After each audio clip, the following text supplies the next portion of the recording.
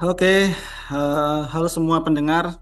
Selamat datang di podcast kita. Kita dari kelompok B4. Kali ini kita akan membahas topik yang cukup serius dan cukup hangat di beberapa bulan terakhir lah tentang bonus demografi. Nah, di sini kenapa sih itu jadi banyak serius? Karena itu menjadi tantangan buat negara kita ya. Apalagi sekarang lagi isu di dunia itu lagi banyak banget, terutama di isu ekonomi ya. Nah, untuk lebih jelasnya kita akan mengobrol dengan beberapa teman-teman CPNS dari kelompok B4. Ada Mas Ramses, ada Mbak Rosita, ada Mbak Kiki, ada Mas Rinaldo, ada Mbak Zebi, dan ada Mas Rama. Nah, oke langsung saja ya kita mulai. Kita akan sedikit apa ya membahas tentang ketimpangan dulu deh di Indonesia karena kan bonus demografi itu nanti ujungnya di ekonomi. Baik. Untuk itu saya mulai dari siapa ya enaknya ya? Oh Mas Rama aja deh tentang apa sih sekarang gimana keadaan Indonesia? Ketimpangan ekonomi di Indonesia seperti apa? Monggo Mas Rama. Oke, siap Mas Adit. Jadi gini, kalau kita lihat data BPS terbaru pada bulan Maret 2025, Gini rasio kita itu di 0,375. Buat yang belum tahu nih, Gini rasio itu adalah ukuran statistik yang digunakan untuk mengukur tingkat ketimpangan distribusi pendapatan atau kekayaan dalam suatu populasi. Gini rasio yang kita punya ini eh, menunjukkan ketimpangan yang menurun sedikit dibanding tahun lalu. Tapi masih ada. Yang menarik, ketimpangan di kota itu lebih tinggi daripada desa. Artinya, meskipun kota penuh peluang, yang bisa menikmati peluang itu hanya segelintir orang. Misalnya di Jakarta, ada yang bisa kerja di sektor finansial, gaji puluhan juta. Tapi di sisi lain, masih banyak ojol atau pekerja informal yang penghasilannya pas-pasan. Jadi kelihatannya kota itu makmur, padahal timpang. Nah, aku izin nambahin ya, Mas Adit, Mas Rama. Jadi terkait gambaran di Indonesia ini, selain tadi ada ketimpangan sosial, untuk angka kemiskinannya sendiri masih cukup tinggi. Tahun ini angka kemiskinan di 8,47%. Itu mungkin sekitar 24 jiwa warga Indonesia. Sebenarnya angka ini turun dari tahun lalu, September itu sekitar 8,57. Tapi kalau kita lihat lebih dalam, kita breakdown lagi, angka di pedesaan justru masih cukup tinggi ya, di 11% angka kemiskinannya, dibandingkan di kota hanya cuma 6%. Tapi kalau untuk permasalahan di kota, mereka menghadapi permasalahan sendiri lagi nih. Di kota, tantangannya bukan cuma angka kemiskinan absolut, tapi kemiskinan relatif. Seperti yang kita tahu, kalau menurut BPS itu, angka kemiskinan per kapita itu sekitar 610 ribuan ya sebulan. Mungkin berarti per harinya sekitar 20 ribu. Mungkin di atas itu kan seharusnya udah nggak miskin ya, udah hidup dengan layak lah. Tapi coba kita rasain dengan gaji UMR aja 5 juta mungkin di kota. Itu sulit banget sih menurut aku. Kadang bisa pas-pasan, kadang bisa kurang. Karena ada biaya kos, ada biaya makan, biaya transportasi, dan mungkin biaya-biaya lainnya. Jadi menurut aku, walaupun secara statistik masih banyak yang di atas garis kemiskinan, mungkin secara statistik juga nggak miskin, tapi realitanya tetap berat. Jadi itu sih yang menurut aku bikin ketimpangannya benar-benar kerasa lah. Baik, menarik sekali ya. Tapi memang realitanya gitu sih Mas. Jadi kita sekarang dengan uang 5 juta itu, apalagi dengan anak dua itu cukup susah ya untuk di kota-kota besar. Apalagi kita paling gampang tuh contoh di Jogja deh. Jogja itu kan ibu kota ya. UMR Jogja itu eh, sepengetahuan saya waktu di sana itu sekitar 2,5 sampai 2,6. Itu dengan UMR segitu itu sangat susah untuk hidup sebenarnya. Jadi kalau di sana ya istilahnya kalau kita nggak punya rumah dulu itu buat hidup susah untuk ngekos dan lain-lain susah. Nah, tapi sebenarnya dari ketimpangan itu kita punya ini sih, punya secercah harapan tuh. Di mana Indonesia itu kan akan menghadapi bonus demografi ya, yang nantinya kalau kita bisa apa ya, istilahnya bisa mengelola dengan baik itu akan menjadi sebuah harapan untuk Indonesia. Baik untuk topik yang kita bakal bahas ini adalah bonus demografi. Nah, itu nanti coba boleh dijelasin Mas Ramses sedikit biar pemirsanya juga tahu dan saya juga tahu sendiri sebagai host. Siap, siap, siap, Mas Adit. Makasih ya, Mas Adit, buat Oke, siap. kesempatannya ini. Mungkin saya mau jelasin sedikit ya, di mana bonus demografi itu adalah fase di mana jumlah penduduk usia produktif antara 15 sampai 64 tahun itu lebih banyak daripada usia non produktifnya atau non produktif yang bisa kita bilang sebagai anak-anak dan lansia lah ya. Nah, Indonesia itu lagi ada di fase itu sekarang. Ini tuh bisa kita pakai sebagai kesempatan emas karena jumlah tenaga kerja yang melimpah. Kalau bisa dimanfaatkan, ekonomi itu bisa melesat.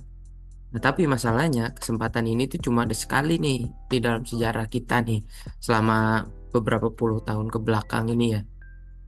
Dan kalau misalnya gagal, ya udah habis udah nggak akan datang lagi nih kesempatan seperti ini. Kalau misalnya nanti ke depannya, ketika generasi produktif ini udah tua, kita tuh kebagian beban menanggung lansia yang banyak tanpa cukup tabungan nih. Kalau misalnya kita gagal memanfaatkan kesempatan bonus demografis ini, gitu sih. Mungkin ada yang mau bertanggapan? Ya, bener banget sih Mas. Juga apa tantangan terbesarnya juga sebetulnya adalah di mayoritas pekerja kita nih. Jadi sebenarnya mayoritas pekerja kita tuh 59% ya masih ada di sektor informal Mas. Bisa dibayangkan ya, maksudnya orang-orang nih pada kerja nggak ada kepastiannya. Kayak suatu waktu mereka akan berpikir kayak nggak tahu nih kapan bisa diberhentikan atau enggak gitu. Eh, Juga nggak ada jaminan kesehatannya, gaji seadanya, bahkan banyak yang di bawah UMR gitu ya Mas. Kayak yang kita tahu sekarang kan hidup susah seperti yang tadi Mas Adit bahas gitu. Terus ya bayangin aja lah, maksudnya kayak banyak pengangguran yang masih muda itu tuh masif banget, 16% jumlahnya gitu daripada seluruh eh, pekerja yang ada di Indonesia ini gitu. Maksudnya kalau misalkan kita dikira balik lagi kita udah lulus apa sekolah memperbaiki taraf hidup yang lebih baik gitu ya, cuman ternyata sesudah lulus malah nggak keserap sama industri gitu Mas. Jadi kayak kasus yang bahkan sering yang lagi akhir-akhir ini nih, itu yang kasus perekrutan tukang sapu ya, yang ngantri tuh ternyata sampai ribuan orang gitu untuk bisa menjadi tukang sapu gitu ya Mas. Maksudnya bukannya apa, mohon maaf, cuma maksudnya itulah faktanya yang terjadi di kehidupan kita ini gitu, di negara kita ini gitu. Dan kalau misalkan itu, apalagi kalau misalkan dibiarkan gitu ya, itu namanya bonus demografi ini ya gagal gitu Mas. Benar-benar. Aku jadi nambahin lagi nih kayaknya Mas, Mbak. Jadi benar sih. Jadi untuk bonus demografi ini bisa aku anggap ini sebagai bom waktu kalau nggak ditangani secara tepat. Dimana untuk anak-anak yang memang akan lulus, akan bisa masuk usia produktif, itu kalau nggak ditangani dengan tepat, diberi pelatihan, atau mungkin bisa diserap ke lapangan-lapangan pekerjaan yang ada, ini malah akan jadi kesulitan bagi kita di masa depan.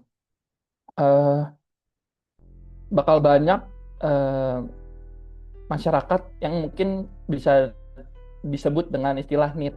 Apa sih NEET itu? NEET itu bahasa kerennya dari pengangguran. Dia itu artinya not in employment, education, or training. Jadi mereka kerja enggak, kuliah enggak, ikut pelatihan juga enggak. Malah kerjanya tiap hari main game, pengangguran, ngebanin orang tua. Ini bahaya, karena dengan kita amit-amit kita kehilangan momentum ini, untuk kedepannya bakal sulit kita untuk ngejarnya. Efek jangka panjangnya daya saing kita dibandingkan dengan luar negeri bisa sangat rendah. Ini itu sih Mas. Baik, jadi mungkin tadi ya kalau kita nggak bisa manfaatkan, mungkin bakal jadi bom waktu juga ya, Mas Rinaldo. Apalagi yang Mbak Zemi bilang tadi bahwa sekarang aja kita cari kerja itu susah, walaupun kita mungkin udah sekolah tinggi, terus kita udah punya achievement tertentu, tapi ternyata waktu kita nyari kerja itu susah. Bahkan selain tukang sapu, kemarin yang di Bekasi kalau nggak salah ya, itu ada yang admin yang sampai panjang tuh antriannya itu. Itu real sih, real di lapangan seperti itu, bahkan di beberapa kota juga seperti itu. Nah, sekarang kalau kita bilang tentang bonus demografi itu nggak ada apa ya, nggak ada hal yang lebih jauh dari ini, kualitas SDM-nya. Karena kan balik lagi kan, bonus demografi itu adalah di mana Indonesia itu banyak banyak apa ya, menghasilkan orang-orang yang di usia produktif seperti itu. Nah, untuk kualitas SDM sendiri, bisa nggak sih dari teman-teman punya pandangan bagaimana sih kualitas SDM-nya di Indonesia dalam menghadapi ini? Monggo Mbak, siapa ya enaknya ya? Mbak Rosi deh. Baik, Mas Adit. Jadi, izin menambahkan ya, Mas Adit. Untuk pandangan saya mengenai kualitas SDM itu menurut saya ada dua hal penting yang perlu dipertimbangkan juga. Yang pertama ada gizi, yang kedua ada pendidikan. Jadi, untuk dari sisi gizinya sendiri, angka stunting di Indonesia itu untuk tahun 2024 relatif tinggi ya, Pak. Ya, Mas. Ya, sebesar 19,8%. Nah, itu berarti hampir 1,5 anak, maaf, 1/5 anak balita di Indonesia itu terhambat tumbuh kembangnya.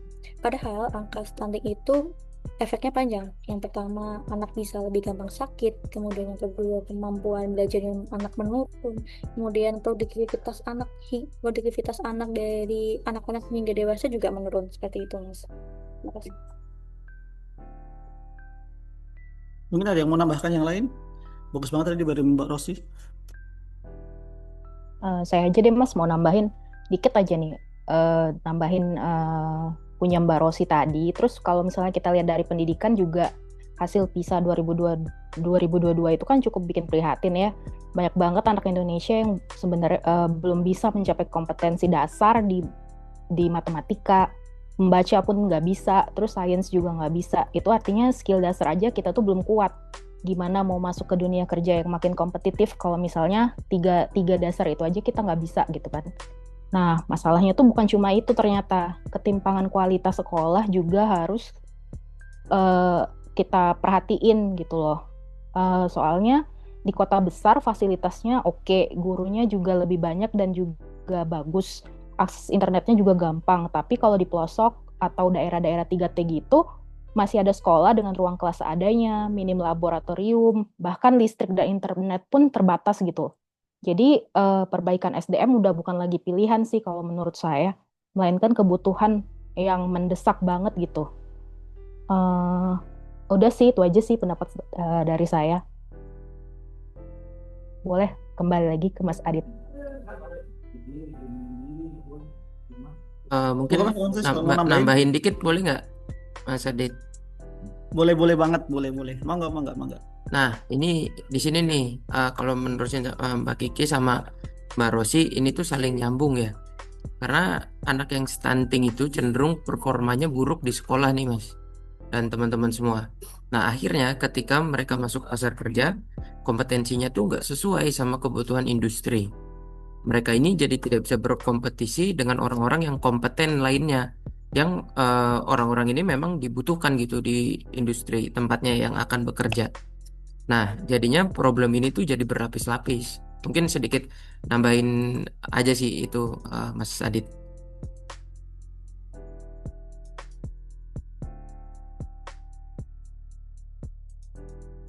Baik, mungkin aku menambahkan dikit ya. Dari saya menambahkan dikit tentang bonus demografi tadi. Jadi sebenarnya kita nggak ada yang nggak kalah penting ya tentang, kalau menurut saya sih, tentang ini penguatan karakter dan wawasan kebangsaan. Jadi ketika sebuah bonus demografi itu ada disertai dengan wawasan kebangsaan, itu akan membentuk generasi muda yang berintegritas dan disiplin dan cinta tanah air tentunya kan. Terus itu juga bisa menguatkan nilai negara. Jadi sehingga bonus demografinya itu tidak hanya produktif, tetapi lebih ke secara ekonomi itu lebih bagus, dan sisi moral itu lebih bagus juga. Karena kita lihat kan sekarang ya banyaklah pejabat kita yang mungkin sedang kepleset gitu kan. Jadi itu sih mungkin ya. Nah, sedangkan kalau untuk solusi ke depannya bagaimana nih? Kita kan udah ini udah bicara tadi apapun itu. Jadi untuk solusi ke depannya seperti apa? Oh, tadi udah ini ya, udah solusi ya, maaf. Malah saya udah nambahin tapi ini sendiri. Karena tadi ada ini. Baik. Jadi sebenarnya kalau boleh dibilang apa ya, diskusi kita ini cukup berat dan cukup penting sebenarnya untuk Indonesia. Jadi ya kalau dari saya ya, harapan saya itu bonus demografi yang ada di Indonesia ini nantinya bakal berjalan lebih maksimal, sesuai target 2045 kita Indonesia emas. dan jangan cemas lah, jangan cemas. Karena kalau saya sih yakin ya, saya yakin ya bahwa Indonesia itu pasti emas. Sependek sependek pengalaman saya punya ini cerita aja ya. Saya punya anak didik waktu saya di Papua. Waktu itu saya masih kuliah dan sekarang usianya waktu itu sekarang udah jadi TNI. Dan setelah dia jadi TNI banyak banyak banget yang mengikuti jejaknya di kampung itu. Jadi menurut saya ke depan bonus demografi ini bakal bakal untuk Indonesia tuh bakal bermanfaat banget dan insya Allah saya yakin Indonesia 2045 menjadi Indonesia emas.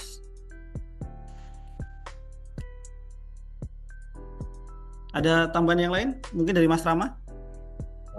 Oke, izin Mas Adit. Kalau menurut saya nih, yang pertama harus banget difokusin itu gizi dan pendidikan sejak dini. Itu udah nggak bisa ditawar. Kalau generasi mudanya masih banyak yang stunting, ya otomatis produktivitas mereka ke depan bakal terhambat. Jadi program gizi harus serius, bukan cuma kampanye di spanduk atau iklan, tapi benar-benar sampai ke lapangan, ke posyandu, sekolah, bahkan ke rumah tangga yang rawan kekurangan gizi. Pemerintah perlu memastikan akses makanan bergizi itu terjangkau dan merata. Terus soal pendidikan nih, ini juga kunci banget. Bukan hanya soal memperbanyak gedung sekolah, tapi lebih penting lagi meningkatkan kualitas guru, metode pengajaran, dan kurikulumnya. Anak-anak kita harus punya skill yang sesuai dengan perkembangan zaman, bukan cuma hafalan. Nah, disinilah sekolah vokasi dan pelatihan kerja harus diperkuat, supaya nyambung langsung dengan kebutuhan industri. Kalau enggak, nanti lulusan banyak yang enggak terserap ke dunia kerja. Jadi intinya, perbaikan gizi sejak kecil, pendidikan yang relevan, dan link and match antara sekolah dengan dunia usaha. Ini menurutku fondasi yang kuat, fondasi utama untuk bisa bonus demografi ini jadi berkah. Gitu Mas. Setuju Mas Rama. Kalau untuk secara solusi kita bahas, benar sih. Untuk dasarnya pasti dari SDM itu sendiri. Untuk anak-anak sekarang gimana cara memenuhi gizinya, gimana membuat mereka menjadi SDM yang kompeten. Tapi untuk selanjutnya, menurut aku sih tahap 2-nya betul tadi yang link to match tadi. Dimana kalau kita udah ada SDM-nya, udah ada orang-orang yang berkompeten, inilah PR pemerintah dan untuk semua mungkin pengusaha, warga Indonesia sendiri, yaitu untuk menciptakan lapangan-lapangan kerja itu lagi. Kalau misalkan SDM-nya udah kuat, udah siap, udah kompeten, tapi mereka nggak tahu harus mau kerja di mana, ataupun nggak ada perusahaan yang mau nyerap, itu sama aja jalan Indonesia untuk menjadi Indonesia emas itu akan terputus, Mas. Pertama, pasti kita harus berusaha untuk bikin banyak-banyaknya lapangan kerja untuk di Jawa, di kota-kota besar. Tapi kita juga nggak boleh ngelupain daerah-daerah yang terpencil, yang sebenarnya mereka masih punya banyak banget potensi yang bisa dimanfaatin. Misalkan kita bisa fokus untuk industri hilirisasi di Sulawesi, terus di NTT pun bisa difokusin untuk pariwisata karena alamnya udah bagus banget. Untuk di Kalimantan pun mungkin bisa logistik karena dia dekat jalur ini kan Malaysia dan Singapura juga. Jadi kalau untuk daerah-daerah terpencil tersebut udah berkembang, migrasi masyarakat ke kota-kota pusat pun menurut aku bisa ditekan ya. Jadinya nanti bisa mencapai kemerataan ekonomi yang lebih stabil sih. Mungkin gitu. Mungkin mau nambahin nih teman-teman, berbeda dari Mas Rama sama Mas Reynaldo ya, yang melihat dari gizi, pendidikan, dan juga tadi Mas Reynaldo sempat nyentil sedikit tentang ekonomi ya. Kalau menurut aku sebenarnya dibutuhkannya sistem perlindungan sosial. Sistem perlindungan sosial ini juga penting. Kenapa? Karena pekerja informal ini harus punya jalan untuk naik kelas jadi formal. Jangan sampai orang takut halal formal karena biaya pajak atau administrasinya yang ribet. Karena seperti yang sering terjadi sekarang ini, banyak juga pekerja-pekerja informal yang sebenarnya kompeten ataupun belum tahu kompetensinya, tapi udah takut aja tuh untuk naik ke kelas ataupun hal-hal yang formal karena takut birokrasinya yang panjang ataupun pajaknya besar atau administrasinya yang ribet dan sebagainya. Padahal kalau misalnya kita pikir-pikir, itu kalau ada asuransi kesehatan, terus pelatihan dan dukungan usaha itu mereka sebenarnya bisa nih jadi lebih berdaya dan juga istilahnya lebih memiliki harapan lah untuk kedepannya seperti itu. Benar-benar. Benar banget Mas. Karena sebenarnya kalau kita ngomongin anak muda ya sama dunia kerja, sebenarnya tuh semangat anaknya tuh udah ada gitu ya Mas ya. Anak-anak fresh graduate tuh banyak banget yang udah punya energi, punya ide dan siap buat ke lapangan gitu. Cuma masalahnya aksesnya tuh masih kurang gitu. Magang, pelatihan tuh masih yang harusnya sebenarnya bisa nambah skill mereka tuh masih terbatas pada faktanya gitu. Padahal maksudnya magang itu kan kayak semacam jembatan gitu ya buat terlebih buat anak-anak nyobain dunia kerja nyata gitu sambil perusahaan juga bisa lihat potensi mereka gitu. Nah, yang job matching platform ini juga yang katanya bisa menjadi solusi harusnya benar-benar dipakai gitu secara serius gitu. Jangan cuma jadi aplikasi pajangan aja harusnya ya Mas ya. Tapi memang harus ada sistem yang ngarahin gitu, yang siapa yang cocok di bidang apa, skill apa yang kurang dan gimana cara ningkatin itu harusnya difokuskan lagi gitu. Lebih diseriuskan lagi. Nah, problem lainnya tuh salah satu problem yang paling ini juga ya, itu perusahaan sekarang itu kadang persyaratannya bikin geleng-geleng kepala Mas gitu. Kayak misalkan pengalaman minimal 2 tahun. Loh ini fresh graduate loh gitu. Baru lulus kuliah, dari mana ceritanya pengalaman 2 tahun gitu. Kalaupun masuknya aja udah ditutup kayak gitu, pintu masuknya udah tutup, kapan mereka bisa mulai gitu kan ya. Jadi memang harus ada skema transisi lah gitu, entah itu dari program training atau on the job training atau bahkan kayak model kerja yang lain lah yang lebih fleksibel gitu, biar anak muda tuh punya kesempatan buat belajar langsung sambil kerja. Ya intinya jangan sampai energi anak muda sekarang tuh kebuang sia-sia karena sistemnya nggak ngasih ruang gitu. Karena kalau mereka dikasih akses sebenarnya bisa sih anak muda ini jadi motor penggerak, bukan cuma nunggu kesempatan yang nggak akan datang. Itu aja sih Mas mungkin ya. Sayang sekali soalnya. Izin menambahkan ya Mbak Zep. Jadi saya lebih menekankan peran daerah juga, karena dana transfer daerah jangan cuma buat infrastruktur saja, tapi juga untuk layanan dasar seperti kesehatan dan balai latihan kerja yang seperti tadi Mbak Zep bilang ya, mengenai perusahaan minimal pengalaman kerjanya 2 tahun seperti itu. Nah, jadi kalau daerah bisa berkembang, tentunya kesenjangan antar wilayah juga akan semakin mengecil. Begitu Mbak Zep. Terima kasih. Mau nambahin juga nih dari pendapatnya Mbak Rosi, yang paling penting tuh kita jangan lupa sama yang namanya UMKM sih. Selama ini kan kita sering bicara soal investasi asing, pabrik besar atau proyek infrastruktur, tapi faktanya justru UMKM itu yang nyumbang lebih dari 60% PDB buat Indonesia dan menyerap sekitar 97% tenaga kerja nasional. Artinya kalau UMKM kita naik kelas, dampaknya langsung akan terasa ke ekonomi rakyat kita. UMKM yang kuat bisa jadi penyerap tenaga kerja formal di daerah-daerah gitu loh. Ngurangin pengangguran juga, terus bisa bikin ekonomi kita nggak terlalu bergantung sama investor asing. Karena jujur aja investor asing itu kan kadang bisa masuk, bisa juga mereka keluar cabut dari Indonesia kalau situasi politik atau global kita lagi goyang gitu kan. Jadi untuk sementara ini strategi membesarkan UMKM itu bukan cuma soal ekonomi, tapi juga soal kedaulatan bangsa kita sih. Karena kalau rakyat kecilnya kuat, ekonomi nasional otomatis akan lebih tahan banting sih. Gitu aja. Baik, menarik banget. Ya, jadi itu tadi salah satu beberapa solusi dari teman-teman, dan kalau boleh saya rangkum sebenarnya bonus demografi ini kan bakal menjadi untuk Indonesia itu jadi harapan, tapi juga ada tantangannya ya. Tantangannya kan beberapa hal tuh yang tadi teman-teman sempat sampaikan, seperti ketimpangan pendapatan, stunting, kualitas pendidikan yang rendah, pengangguran muda yang tinggi, yang kita nyari kerja buat jadi tukang sapu aja sampai ngantri. Dulu aja tuh nggak ada kayaknya ya. Terus disparitas antar wilayah gitu. Tapi solusinya juga ada. Dan solusinya terfokus pada gizi dan pendidikan, lapangan pekerjaan formal, peran UMKM, pemerataan pembangunan, dan perlindungan sosial seperti itu. Jadi intinya momentum bonus demokrasi ini nggak cuma datang sekali ya. Kalau kita serius perbaiki gizi, pendidikan, dan buka lapangan kerja, Indonesia ini bisa lompat jauh jadi negara maju. Tapi kalau kita abai, ya udah, peluang emas ini hilang dan malah jadi masalah. Pilihannya ada di kita, mau ambil kesempatan atau lewat gitu saja.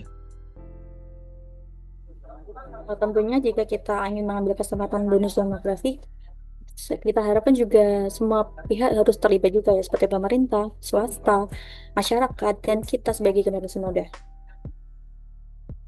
Ya, benar sekali. Jadi sebagai penutup, kita sebagai ASN muda ya, teman-teman yang masih muda, ya manfaatkanlah nanti kesempatan ini untuk lebih berkarya di Kementerian PU. Ya, semoga Kementerian PU juga nanti berkontribusi banyak untuk bonus demografi ini untuk beberapa tahun ke depan seperti itu. Dan buat teman-teman ya semoga berkarya lebih baik lah. Oke, terima kasih buat Mas Ramses, Mas Rinaldo, Mas Rama, Mbak Rosita, Mbak Rizky, dan Mbak Siap, Mas. Zebi atas apa ya? Atas ilmunya lah buat pemirsa semua ini. Jadi semoga nanti pemirsa juga tercerahkan kan. Dan kita juga akan ada beberapa episode ya lebih menarik lagi lah nantinya seperti itu. Baik. Dari saya sebagai host cukup sekian. Terima kasih. Sampai jumpa. Wassalamualaikum warahmatullahi wabarakatuh. Terima kasih. Waalaikumsalam. Terima kasih. Terima kasih, Mas. Waalaikumsalam. Terima kasih. Wah.